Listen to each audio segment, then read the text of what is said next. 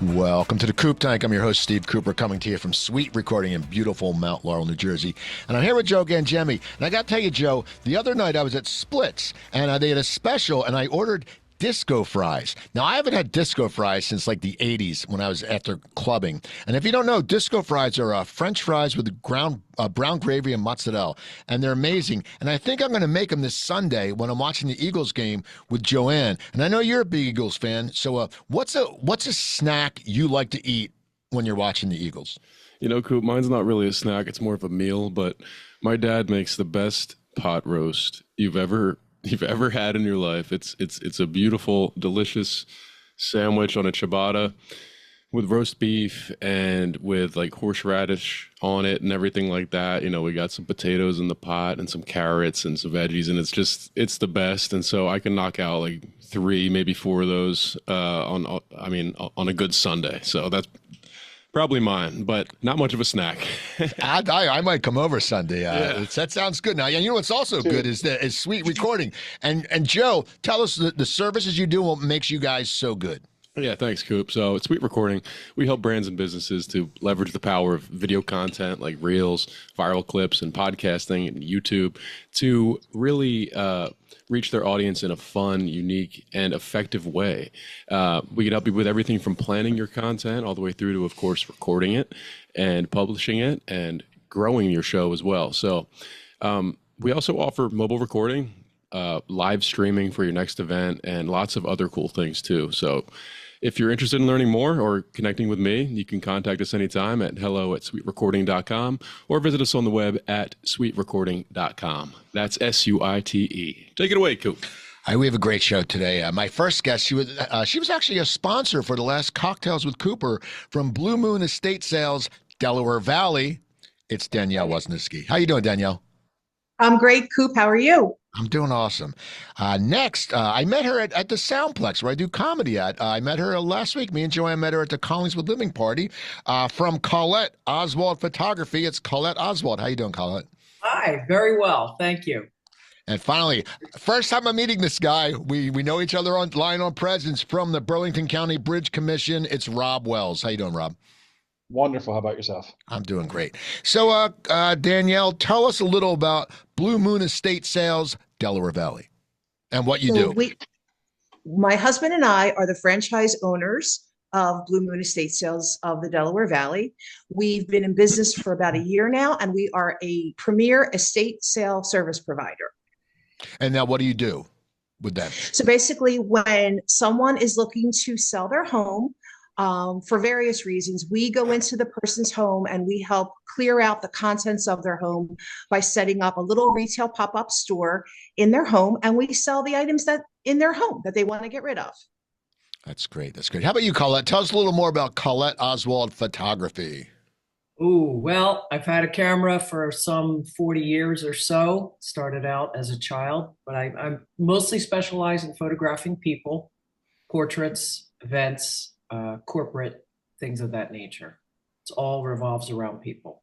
Okay. And how about you, Rob? Tell us about what you do, and tell us about the Burlington County Bridge Commission, because I really don't know anything about them. All right, so fair.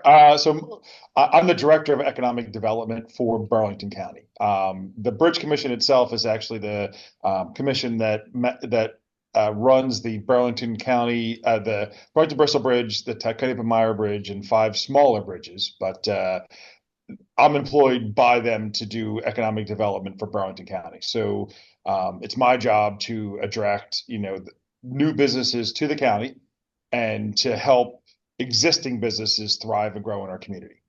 So we do a lot of different events. We focus a lot on small businesses. We actually have like small business loans up to like $50,000. We do small business seminars. We do free networking events. And then, of course, we're always looking to bring in the next big fish to bring ratables and employees into the community. So. Okay. I always feel bad for like the Burlington Bristol Bridge and the Taconic-Meyer Bridge because they're like cheaper than all the other bridges. So I think they must have really low esteem. Like they're sitting there like they're like so much cheaper, but they're great because you go, oh wow, $350, it's awesome. We ironically have a lot of business leaving New Jersey and not as much coming back. You'd be surprised how many people will drive out of their way. But if you're going 5 days a week, and you can save $1 or $2. I mean, it's huge. So It we is. get a lot of people that commute out and then come back over one of the other bridges. It is. But I that's always fine. say, it's a return on We're investment. like, hey, we're a bridge too. We count. You take the Burlington Bristol in, you come back on the Betsy Ross, and you made a return on your investment. Exactly. So Colette, you said you've been shooting photography for 40 years, but when did you start how did you get to the path to opening Colette Oswald Photography, and how long have you been around? Well, I did start as I was interested in photography as a child. And in high school, I did quite a bit of photography. And then I decided that's what I was going to go to college for. And I did. And I freelanced in New York City for a while. So I didn't really, I mean, you know, it was definitely very freelance. And then in the early 90s, I came back this way, late 80s, actually. 1990 came back to Haddonfield, which is where I'm originally from, and again started freelancing, but then got more serious about, you know, putting the whole business together. And mid 90s, I opened my first studio on Tanner Street, and I had 2 different studios on Tanner Street for a total of 24 years.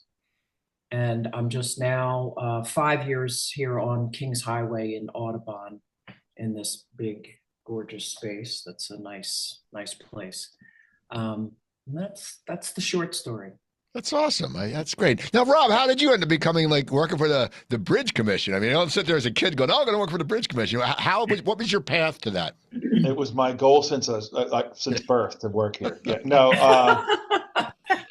unfortunately, I always envy the people that have decided they want to do this their whole life. They go to college. Mine's been quite more eclectic. Was an operations manager at a printing company, with different sales roles. Moved into corporate America, worked for one of the largest banks in the area. Did sales, and then human resources, operations. Some stuff up only Chandler from Friends, people don't know what you do, that kind of stuff. I was also an elected official, so this is kind of the quasi between all of the stuff I came to and the elected official job, because it really is a little bit of shaking hands and kissing babies and that kind of stuff, trying to woo people to, why Burlington County is the best county in New Jersey and why you'd move here from, another part of the country or whatever. But so really, it's just a combination of, I've always kind of, the opportunity came arise and it really sounded exciting, and thought, you know what, why not give it a shot? All right. And how about you, Danielle? Your husband told me a little about your background last night. I saw them at an event last night. But tell me about how you came about to running and being franchise owners of Blue Moon Estate Sales, Delaware Valley.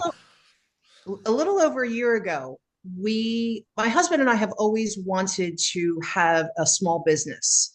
We have a special needs son, and he's a little bit older. He just graduated high school in June of 2023.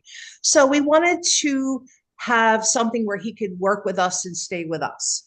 My husband was driving through our town. We live in Mullica Hill, and he was driving around town one day, and he saw a sign for an estate sale, and he kind of went and checked it out and thought, that's kind of interesting. It kind of intrigued him, and he went and did a bunch of research trying to find out what he can about estate sales. And in that process, he came across a franchise in a website that talked all about different franchises, and he found Blue Moon Estate Sales.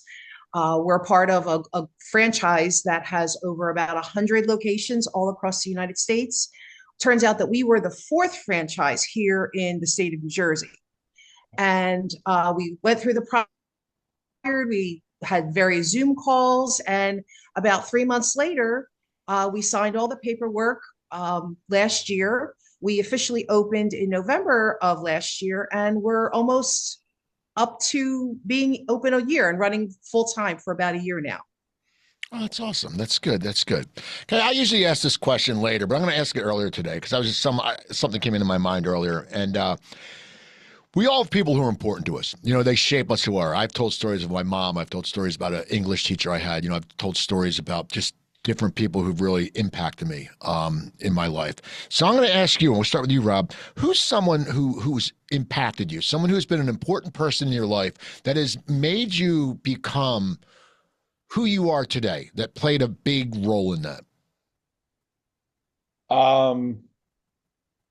I have to say it's kind of probably, it's the easy one. Like, your parents, my uncle, my dad and my uncle were both public servants. They were cops, they were the ones that encouraged me to kind of run for public office. Your mom always is the one that stands behind you. So,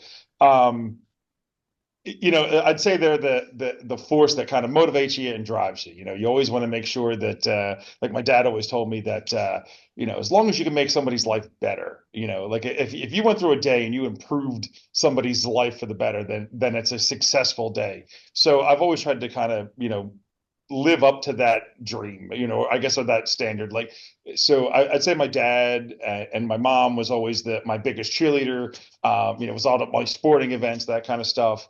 And then, of course, nowadays it's, your wife, your kids, that kind of thing. But everybody has a little bit of an impact. I think there's a lot of, there's, like you said, there's a lot of people in your past. So, I mean, those are the few that I'd pick out today. And I could probably name 1,000 more at some point that have left an impressionable mark at some point or another that brings you here, Okay. How about you, Danielle? So I would probably have to say my husband's grandmother. My husband's grandmother was a woman by the name of Irene, who lived to be 101 years old. She was a woman, she was born in 1921, and she was, she had a lot of loss in her life. She was an only child, and she lost her mom when she was at a very early age, young age. She married into a family of 8 brothers, of whom she outlived all her husband. Her husband died at a very young age from cancer. Her brothers-in-law and sisters-in-law, they all passed away, and she outlived them all. And one of the things that my husband and I have been together for 24 years, so I've been in her presence for a very long time. And the thing that about her was her positivity about life.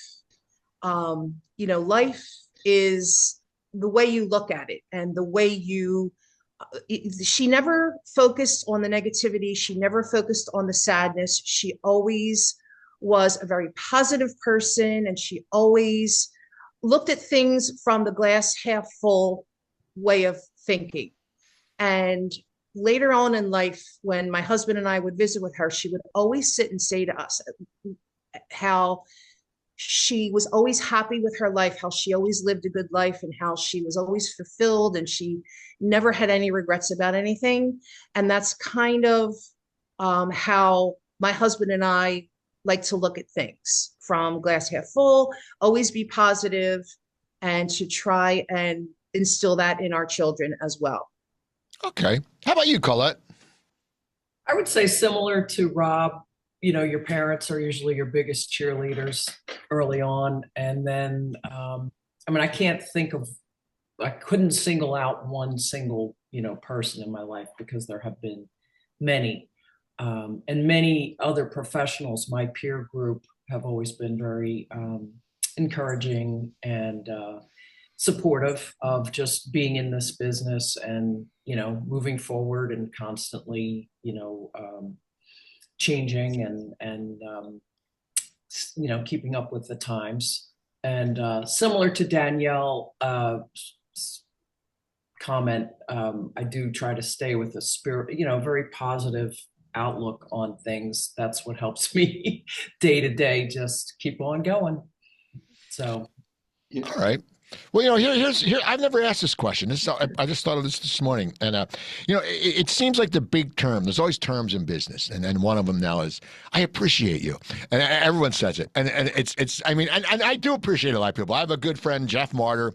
He gave me a job as a head of creative for a website when I was in LA. I wrote jokes for them, and he was a big comic who I liked as Zach, and we became friends. And to this point, I really appreciate him, because if I think of something I want to post and I don't know if it's funny or not, I'll text him. I'll go, "Is this funny?" And if he'll go, "Yeah" or "No," or he'll add something to it. So I appreciate him. And people say it all the time, and we do appreciate a lot of people. I'm not lying, but a lot of times people say it like, I see someone at Wawa, someone gives them coffee. Oh, I appreciate you. Well, they just throwing up your fucking coffee. Like they didn't do anything major, But that being said, I've never asked this question, and we'll start with you, Colette. Who is someone that you appreciate? And it could be anyone. Maybe it was someone from last week, maybe it was from a year, but who is someone that you can sit there and go, I really appreciate this person? I guess certain friends of mine that I'm very, very close to that I'm not going to name names, but and of course my mom, she's always like very supportive, and my daughter. So it's hard again to pinpoint, one single person, but I'd say my closest friends, I'm close to 4 or 5 really good people, and I appreciate them a lot. Okay. How about you, Danielle? Who do you appreciate besides Steve Cooper? No, who do you appreciate? Absolutely. Who do you appreciate? Someone, just someone that can just be someone random that you thought about the other day when I asked you, they go, wow, I really appreciate this person. So from a business standpoint, I would have to say my field manager, Christine, who works with me.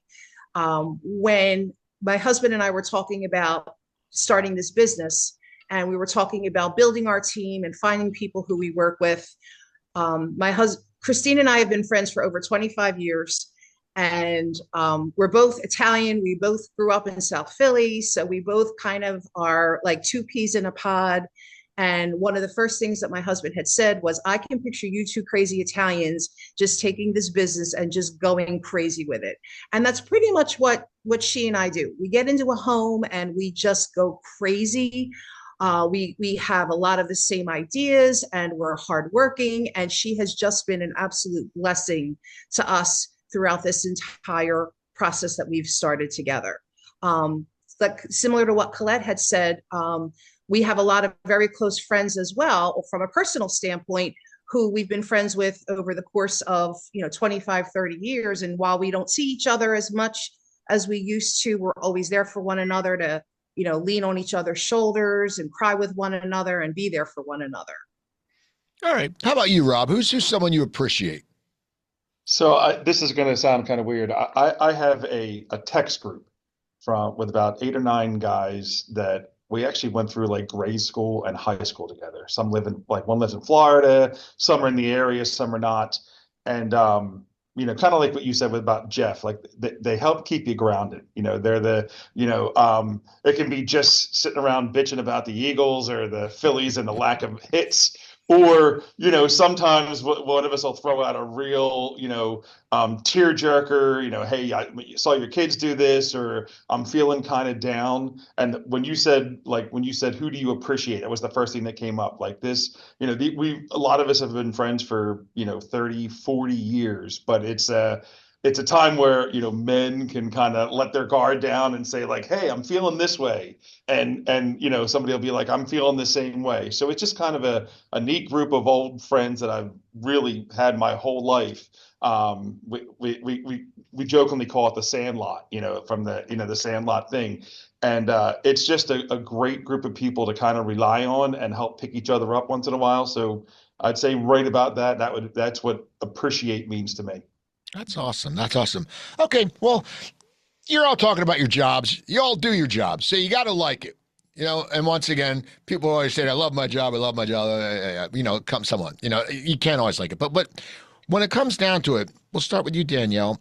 What do you like about your job? What are a few things that you really like about what you do? Because it's so important that we like, that's why people I think are changing careers a lot, because they do something and then they don't like it anymore. And now there's a point where people are accepting that fact that you can say, I don't like my job, and no one's going, oh, you must be a head case. It's like, no, I just don't like my job. So what do you like about your job, Danielle?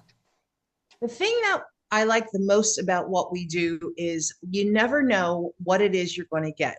Every home that we work within, every client that we work with, we're always going to find something different. We have been very lucky in that a lot of our clients that we have worked with have been absolutely wonderful, fun people that we just have so much fun with when we're in their home.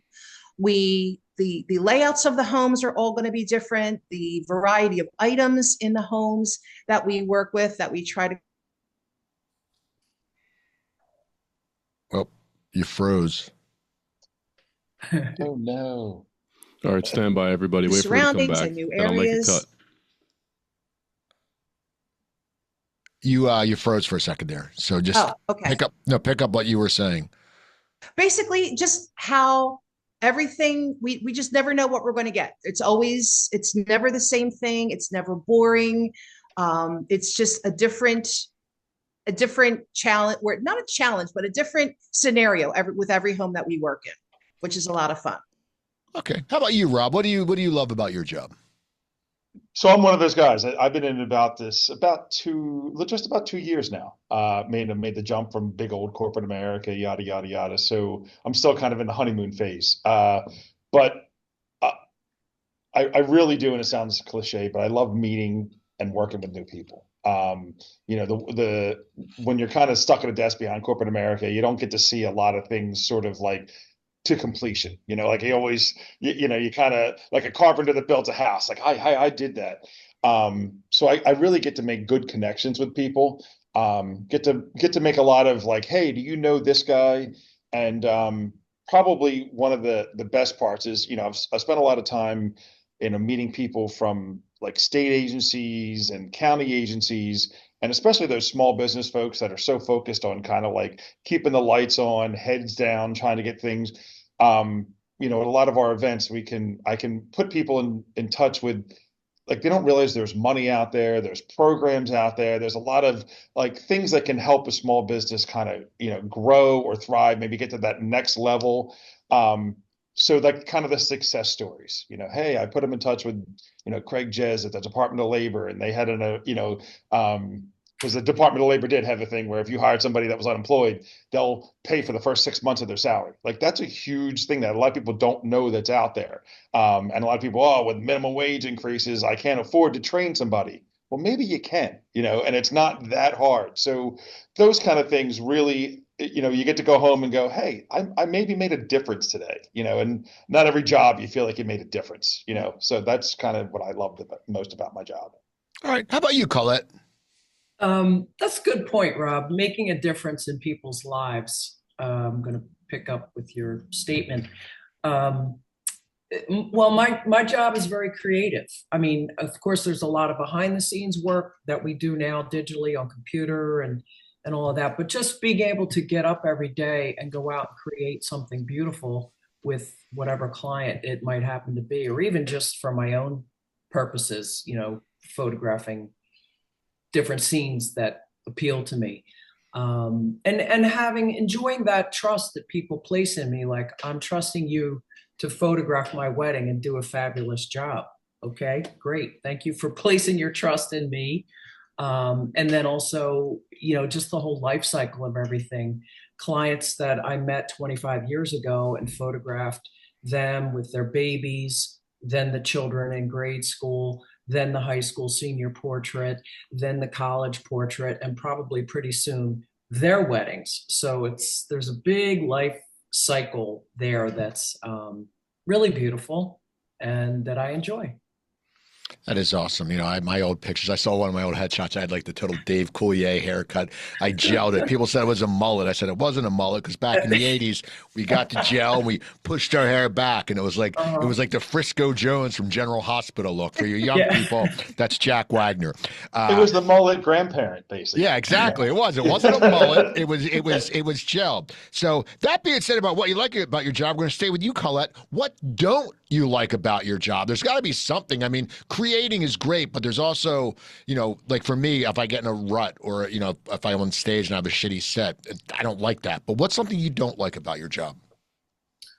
Once in a while, you interface with a person or usually it's one person who you recognize pretty early on that no matter what you do, they're not going to be happy. And there's not much I can do about that. I could do the most beautiful portrait session and they're going to pick out the one little hair over here or something, random like that they're just not going to be happy. These days, though, also we're spending a lot more time on the computer because everything's digital. So there's time seated where I used to be running around all over the place. So but that's not a big deal. Real quick, do you miss film and film over digital? Like, I always wonder what photographers like, because I talk to a lot of actors who say, digital makes it easy because you don't have to memorize your whole scene. But do you miss film? Well, so that's different, the moving picture versus the still photo. Yes and no. There are things about, like, I was really late to the digital game. Everybody around me was shooting digitally, and like it was 2008 before I stopped using film. My friends would say, "You're going to die with a roll of film in your hand." I'm like, "Yeah, I might." So they did. They really said that to me. So I was late to transitioning, to digital, but now there's some beauty to it. There's a lot of beauty to digital, and the things that you can do, that you can modify after the fact. Although we were taught, get it in camera, get your exposure, get everything in camera when you shoot it, because that's what you had to do with film. You didn't have that buffer zone of fixing it later.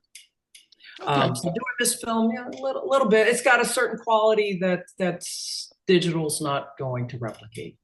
All right. I'd have to imagine, though, the cost is significantly better because, like, you can take 30 shots and pick the best one versus film, you would have had to take one and hope for the best. Correct? Correct. When we were, let's say portrait session in the studio, and you had a roll of 24, and you better make each one of those 24 count. It had to, like I said, you had to get it in the camera, in focus, proper exposure. I'd say all of the above, composition. And yes, and then you had to pay for the processing and the printing of it. So yeah, those costs have gone down. That's sure. good. That's good. Danielle, what do you not like about your job? Because there's got to be something you don't like. So when customers come into an estate sale to shop and they think that we're a garage sale where they want to bargain and they want to hassle us with prices and things like that, we're different. An estate sale is different from a garage sale or a yard sale in that what we're selling is more valuable than what the old maybe weed whacker that doesn't fit anymore, or the old beach chair that nobody wants anymore. And because of that, we're doing a lot of pricing research. We do a lot. We spend a lot of time. And the bulk of what we have to do when we do an estate sale is doing proper research on all of the pricing for all of the items. We're making sure that we want to get our clients the best value for their items. And we want to make sure that we're pricing the items fairly and reasonably so that the items are going out the door. Because that's our goal, obviously, is to clear out the person's home. And a lot of people, when they shop our sales, they want everything for free. They want it for nothing. They don't want to have to pay a lot of money for it.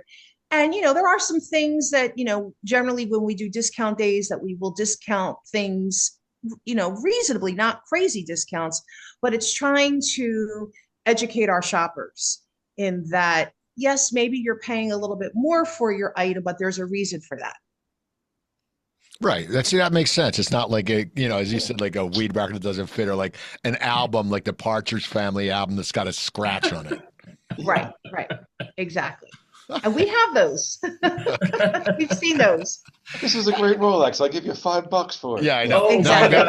That always reminds me, when I lived in San Diego, you go to Tijuana and you'd see a lot of the American tourists. You can always tell because they're from the Midwest and they had Hawaiian shirts on. And they had to wear Hawaiian shirts because they're in sunny California.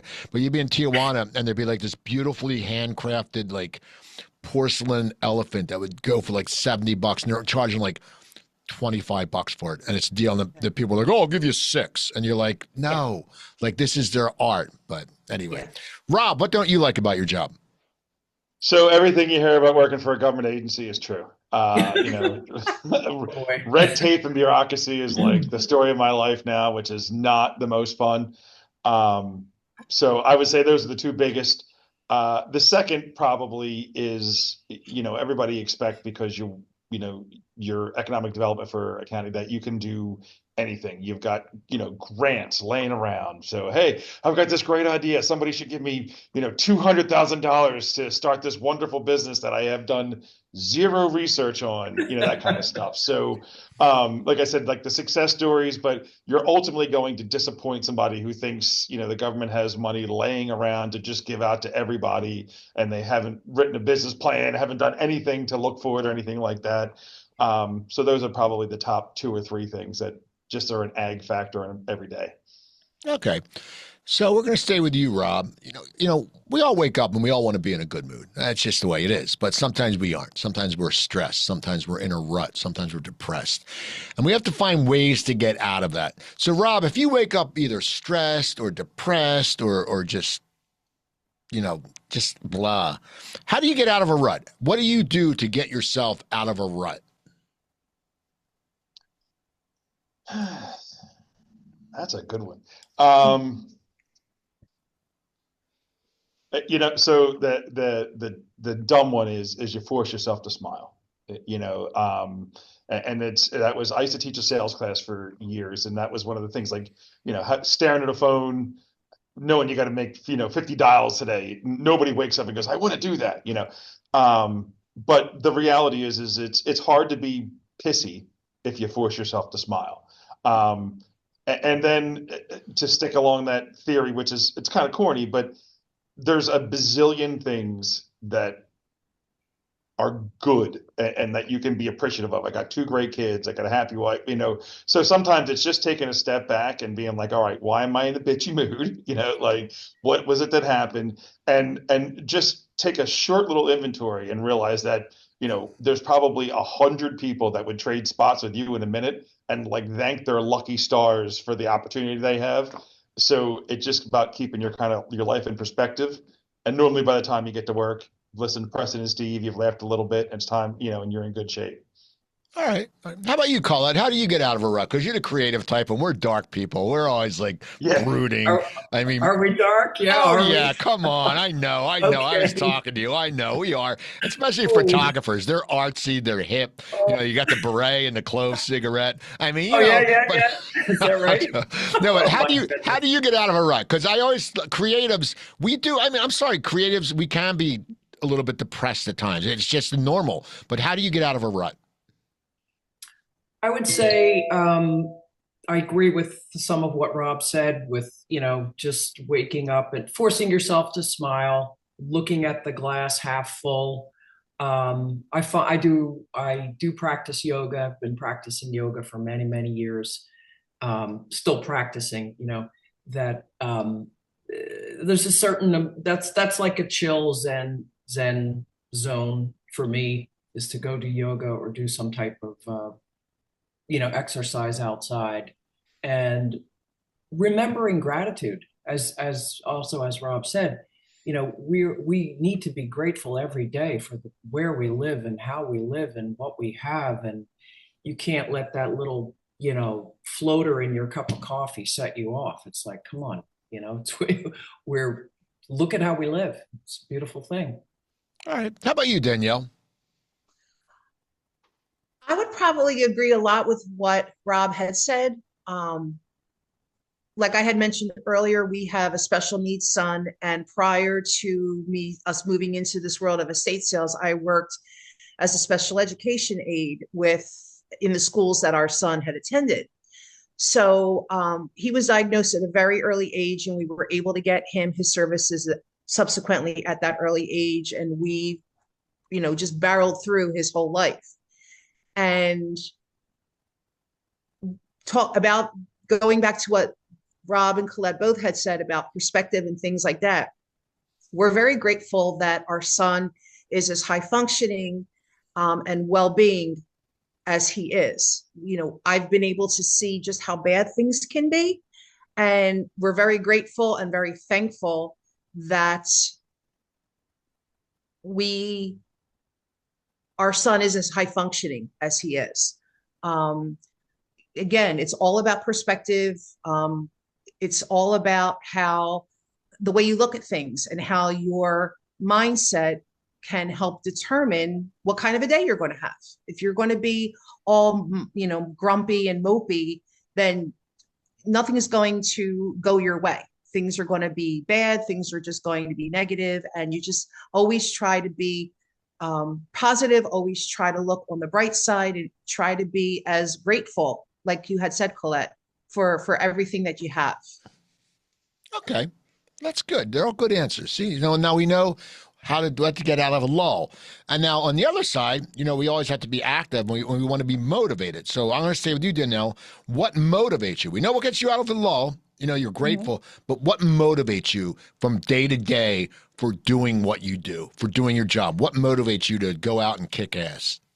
What motivates me is when, from the client perspective of, the people whose homes that we're staging and selling, when the clients are looking at their items and just completely wowed by everything that they see and how great everything looks. From the shopper perspective, there's a lot of competition in the area that does what we do. And when we have shoppers come in and see us and say, oh my God, you guys have the cleanest looking sales. I don't have to go through boxes. I don't have to go through piles of things to try and find out, what it is that I'm looking for. Everything is priced. There's no question about what something costs. We have a great group of employees that work with us at our sales. The blue moon shirt on, everyone is easily identifiable. And when people come back to me and say, your worker was so nice, they helped me carry my item out to my car, your people are so friendly, and we're getting more and more repeat customers. So it's great when I can see a customer, at each one of our sales come back and say, hey, I loved your sale so much. I want to come back. When's the next one that you have? So it's just constantly knowing that what we're doing is working, and people are noticing it, both from the client and from the shopper's perspective. Okay. Rob, what motivates you? It kind of goes back to, I sort of touched on it already, that making a difference. I feel like I'm in a job that I have the ability to really make a difference. Not every day, but you'd like to make it, so meeting somebody, sharing some information that they didn't know before that might help them be more successful. So that's kind of the how do I get the information out about our services, and every day I'm looking to try to expand that network. How can I bring more people into sort of the fold to say that there's support services out there, there's good things, and that kind of stuff. And then personally, I have two great kids. The one's in college, one's a junior in high school. I want them to be proud of me and say that I've done good things. And just them in general motivate me. I get up, do the things that I do to make sure that they have, the opportunities in front of them. So, kind of corny, but it is what it is, Okay. How about you, Colette? What motivates you? Knowing that I have the ability to create is a motivator. And I like to surround myself with other works of art, whether, viewing and reviewing other artistic elements, whether it's art or music or being in nature. So just living on a day-to-day basis, having those elements around me to be, to further my own creations. And like Rob said a few times, knowing that I've made a difference for someone. Maybe somebody walked in and needed a headshot and they say, oh my God, I take terrible photos. I'm this, I'm that, I'm not attractive. And at the end of the session, they're like, wow, these are really good. I look great. I'm like, okay, well, then I did a good job today, for that person. All right. So I'm going to ask you something. You got to be honest. You can pat yourself on the back. I always talk about, we live in a time of social media where everyone's going to tell you how great they are. Just go on LinkedIn. Everyone tells you, they'll say, hey, we're the best thing ever. And they always overact. You ever see these motivational speakers? They're like, I'm telling you, if you don't do that, it's like they're like fucking salesmen. Okay. And they are. But I'm serious. I see some of them, they're like, they have to, they need to take a chill. They need to drink some decaf, or they need to sit there and basically take a class on how not to overact, okay? Because you see it. People will gladly these days will tell you what is great about them. I'm come from a generation where we never sat there and said, oh, I'm the best. Now you see it all the time. You know, I'm a baller, I'm this. But that being said, I'm going to let you all pat yourselves on the back here. We're going to start with you, Rob.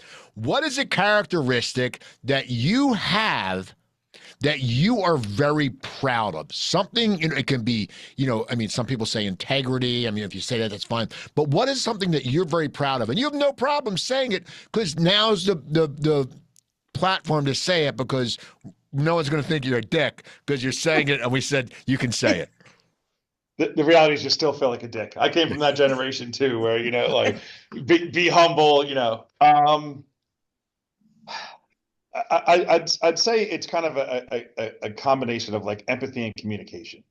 You know, I've been told, you know, we're all networkers, we're all doing that kind of stuff. I've been told that I'm easy to talk to, you know, and when one of the reasons I like this job and I do this job is, you know, I can understand what people do in their business, what they do in their life, and try to figure out, you know, ask some questions to maybe figure out how I can help them or something along those lines. So, you know, communication's two ways. It's talking, and I think I'm a pretty good, you know, talker. People like to talk to me, but it's also about listening. You know, it's really kind of hearing people, hearing their challenges. You know, there's that old, people listen to respond, they listen to hear, you know, they listen, and then they listen to understand.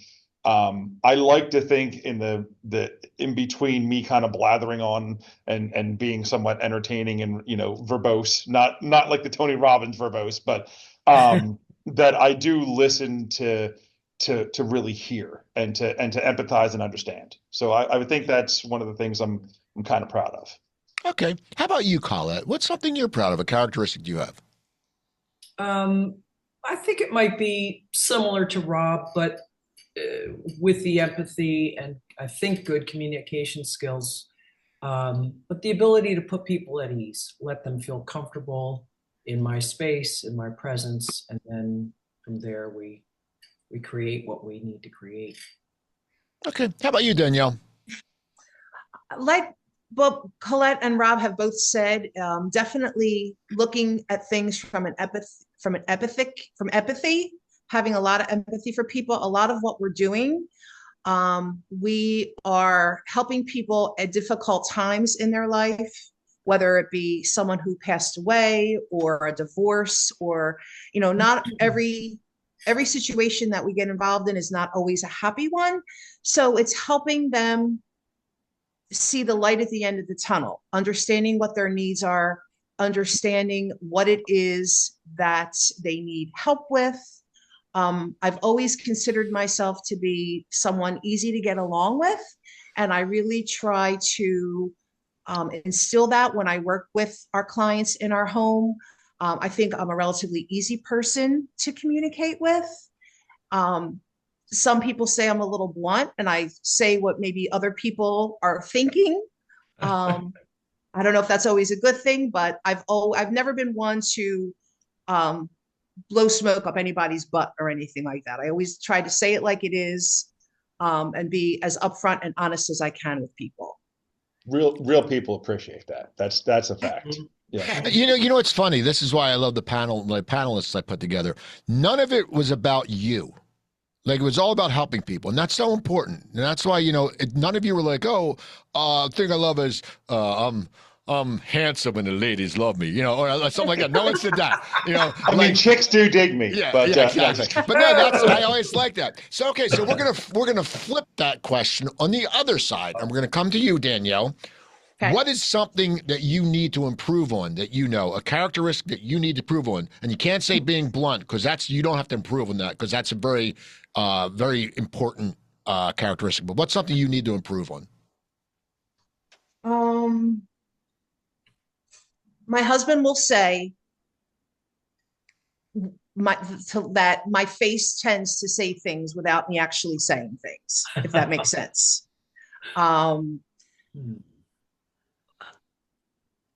Trying to put things maybe a little bit more eloquently, if that makes sense. Okay.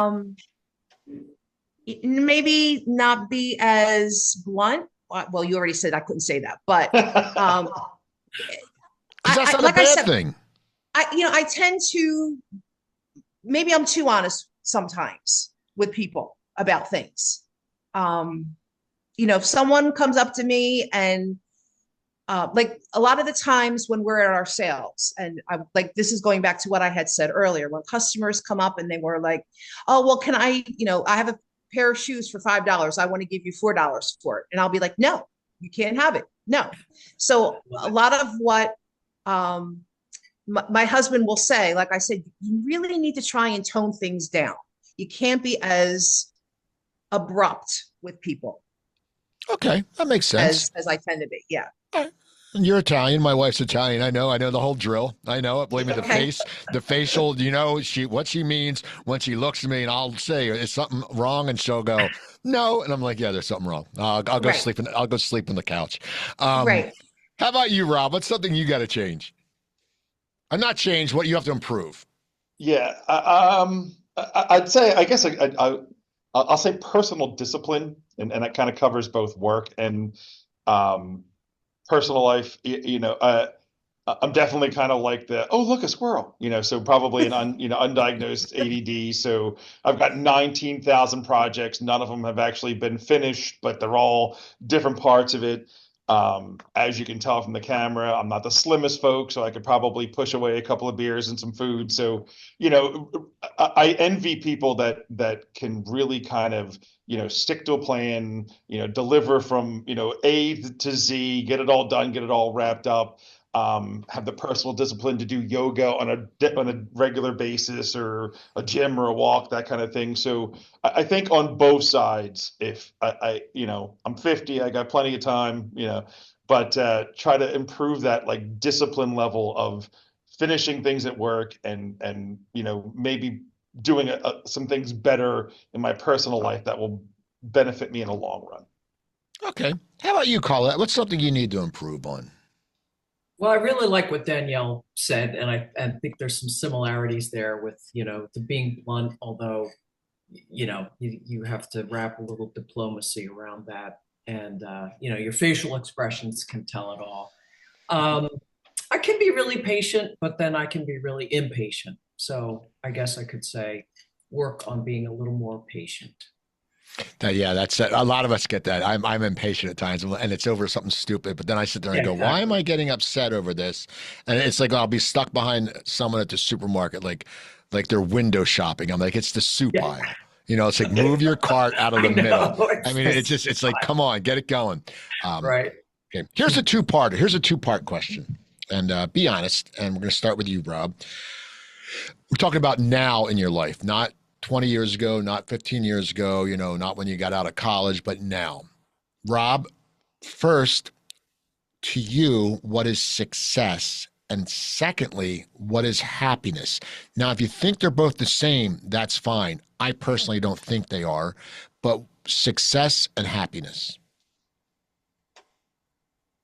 Well, it's funny because that's something that changes over the course of your life. Like when you're young, it's Right. money and But now, power. what is But it? now, yeah, success is I think it goes back. I've given the answer a couple times. Doing your job well, helping people, being able to point to success stories, and my job now is allows success stories to be somebody else's successes, because even sometimes a little bit of help or a little bit of direction, or an introduction or connection can kind of get there.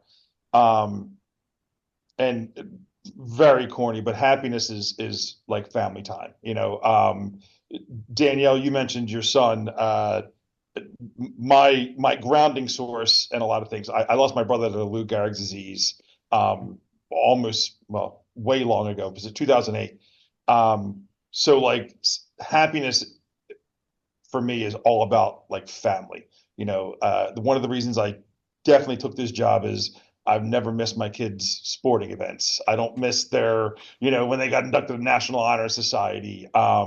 So the fact that we do a lot of things family, the things that I can see and participate in their in their events, and obviously they're going to move on at some point as teenagers and into college. But happiness is being able to kind of look around you and see that you've got this little like tribe of friends and family that are on the same journey together, and taking the time to really appreciate that time and that interaction, because we all know that changes throughout life, pretty quickly.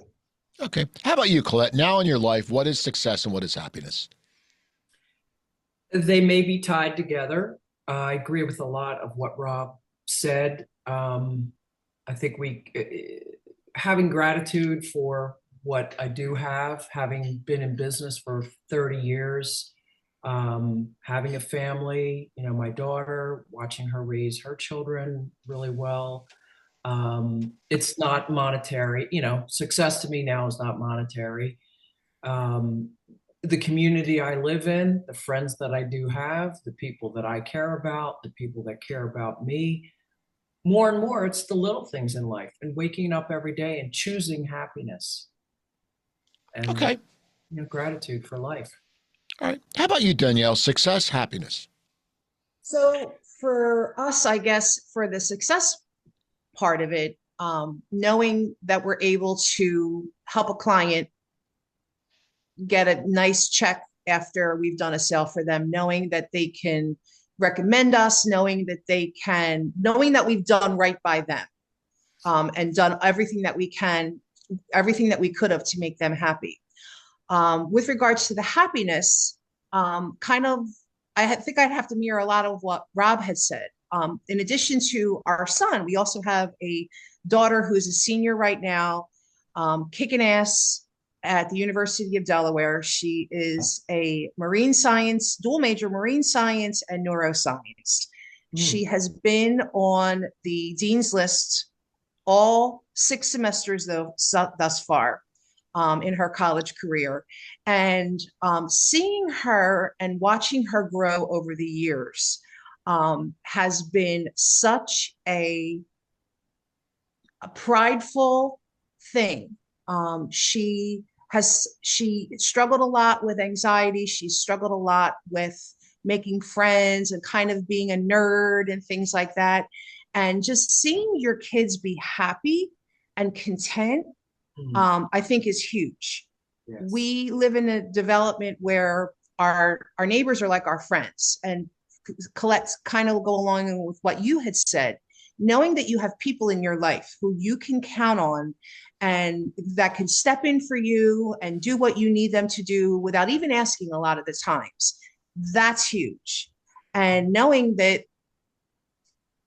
you just have that support system in your life. If we could lay our head on our pillow at night and know that our kids are happy, that we're happy, that everything in our own little world is happy, then it's a good thing. All right. So we all network. We're all networkers. That's what businesses come to. Not cold calling. It comes in networking. And Danielle, what do you like about networking? I mean, there's something, something I like when there's good food. I'm going to be honest. Like last night, yes. The event we're at, man, this was this Johnny D's Italian sausage place. Me and your husband had a slider together. Those burgers they had the greatest sauce. I like when there's good food, but I also like meeting people. But Danielle, what is something you like about networking? It's when you can make that connection with 1, 2, or 3 people who you've been trying to connect with, maybe either through email or voicemails back and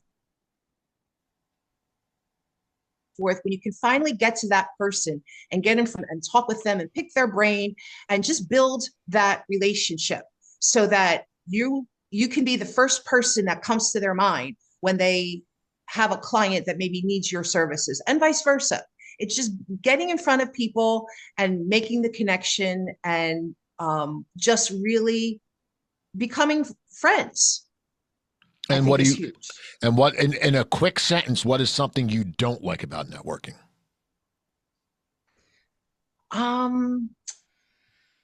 When people are not genuine, when people are trying to put themselves on a pedestal for whatever reason, when they're just, you can always tell when somebody's trying to blow smoke up your ass. And that's what I don't like about networking. I also don't like when it's like the Hormel pepperoni, not like the good salami. I don't like. I'm joking. All about The the cheap food. pepperoni. Yeah. All Yeah. about the food. Yeah, no, I'm joking. Colette, what's something? Tell us what you like about networking, and then just give a short. After that, give a short something you don't like about. Again, agreeing with Danielle a lot, making a connection with, even if it's one person, or maybe you see the similar group of people every time you go out, you get to know them, and you do build friendships and relationships. And that part is nice. Again, agree with Danielle, the people, the disingenuous folks, or somebody who comes along and they just give everybody in the room their business card and without barely saying hello, and like, yeah, all right, well, if we had a conversation, let's have a conversation. So that, and sometimes if it's too crowded or too loud, I'm like, all right, I'm out. Okay. How about you, Rob? So quick story. My wife and kids have joked since they were young. Dad's adding somebody to the Friends Club. Because I'll talk to the person I'm standing next to at the supermarket, waiting in line, like somebody, the cab driver, whatever. And I think probably the biggest enjoyment is actually learning about people, the stories, like how they got there, just in the general, the genuine connection, to learn about somebody, like, hey, that's going to be somebody's in Dad's Friends Club. So I really think that's it. Like obviously we're all there for a reason, to try to, help people, learn people, add stuff. But when it's a genuine connection and you feel like you've learned something about somebody, or educated yourself about something that you didn't know a whole lot about, like obviously didn't know a lot about estate sales. I kind of think it's cool. And I got a million questions, so if we were at an event, I'd be asking all kinds of stuff. So I think that's what I like. I gotta kind of agree with both, Danielle and Colette. While it's not a bad thing, it's the room workers. Oh, I can work a room, so they run around and bust into everybody's conversation and like, what do you do? And can I call you tomorrow? And your portfolio needs to get picked up and put down and set sideways, and I can get you some Bitcoin and some this coin and that coin, and like. Oh yeah. They went through, they got a pocket full of cards, and whenever they leave, everybody goes, oh, thank God.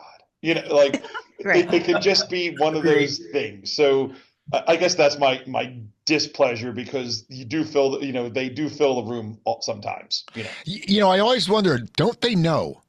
Don't they know? No. It's like, and that's what's scary. They're oblivious. Like, don't you know, like last night at the event we're at, I was talking to Dan Ninnerl, who's a friend of mine. Dan, if you need a personal chef, Dan's great. He does a great job.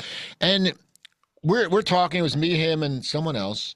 I think it was Ashley Wilson. We're just eating, and someone just like walks up and just says, Dan, I got your email. And I'm like, well, we're having a conversation. I don't mind if someone comes in and stands and hovers a little bit, and you go, oh, this is such and such. But it's just amazing that people don't know. People, that's what I'm going to teach a class on etiquette in networking. That's my next, my thing when we talk about Rob. I have tons of projects on. That's my next project I won't finish.